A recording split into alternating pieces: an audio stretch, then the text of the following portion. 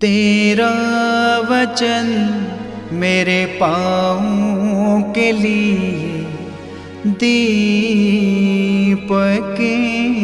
है और मेरे मार्ग का उजियाला है। तेरा वचन मेरे पाँवों के लिए दीपक है। पहला पाठ इब्रानियों के नाम पत्र अध्याय 5 पद संख्या 1 से 10 तक। प्रत्येक महायाजक मनुष्यों में से चुना जाता और ईश्वर संबंधी बातों में मनुष्यों का प्रतिनिधि नियुक्त किया जाता है, जिससे वह भेंट और पापों के प्रायश्चित की बलि चढ़ाए। वह अज्ञानियों और भूले भटके लोगों के साथ सहानुभूति पूर्ण व्यवहार कर सकता है, क्योंकि वह स्वयं दुर्बलताओं से घिरा हुआ है। यही कारण है कि उसे न केवल जनता के लिए बल्कि अपने लिए भी पापों के प्रायश्चित की बलि चढ़ानी पड़ती है। कोई भी अपने आप यह गौरवपूर्ण पद नहीं अपना लेता है।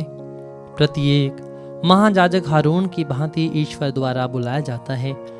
इसी प्रकार मसीह ने अपने को महायाजक का गौरव नहीं प्रदान किया। ईश्वर ने उनसे कहा, तुम मेरे पुत्र हो, आज मैंने तुम्हें उत्पन्न किया है। अन्यत्र भी यही कहता है, तुम मेलकीसेदेक की तरह सदा ही पुरोहित बने रहोगे। मसीह ने इसी पृथ्वी पर रहते समय पुकार कर और आंसू बहाकर ईश्वर से, जो उन्हें मृत्यु से बचा सकता था, प्रार्थना और अनुनय विनय की। श्रद्धालुता के कारण उनकी प्रार्थना सुनी गई। ईश्वर का पुत्र होने पर भी उन्होंने दुख सहकर आज्ञा पालन सीख लिया। वह पूर्ण रूप से सिद्ध बनकर और ईश्वर से मेलकीसेदेक की तरह महायाजक की उपाधि प्राप्त कर उन सबों के लिए अनंत मुक्ति के स्तोत्र बन गए, जो उनकी आज्ञाओं का पालन करते हैं। ये प्रभु की वाणी है। ईश्वर को धन्यवाद। भजन अनुवाक्य।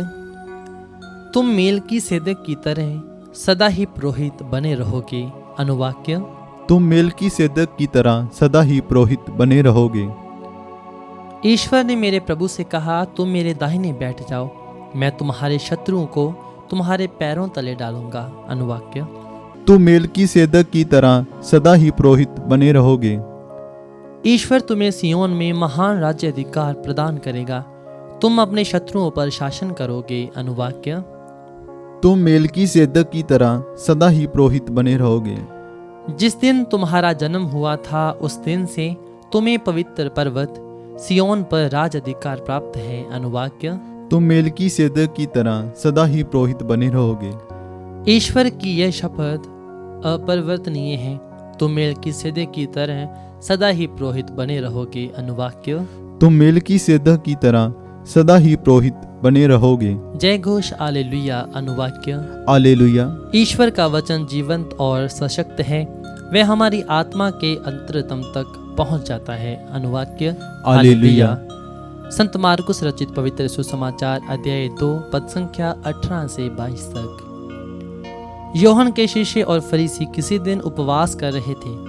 कुछ लोग आकर यीशु से कहने लगे, यूहन्ना के शिष्य और फरीसी उपवास कर रहे हैं, आपके शिष्य उपवास क्यों नहीं करते? यीशु ने उत्तर दिया, क्या जब तक दूल्हा साथ है बाराती शोक मना सकते हैं? जब तक दूल्हा उनके साथ है वे उपवास नहीं कर सकते हैं, किंतु वे दिन आएंगे जब दूल्हा उनसे बिछुड़ जाएगा और उन दिनों वे उपवास करेंगे। कोई कोरे कपड़े का पैबंद पुराने कपड़े पर नहीं लगाता, नहीं तो नया पैबंद सुकड़ कर पुराना कपड़ा फाड़ देगा और चीर बढ़ जाएगी।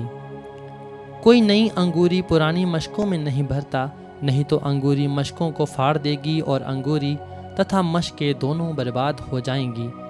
नई अंगूरी को नई मशकों में भरना चाहिए। ये प्रभु का पवित्र सुसमाचार है। ख्रीस्त की जय।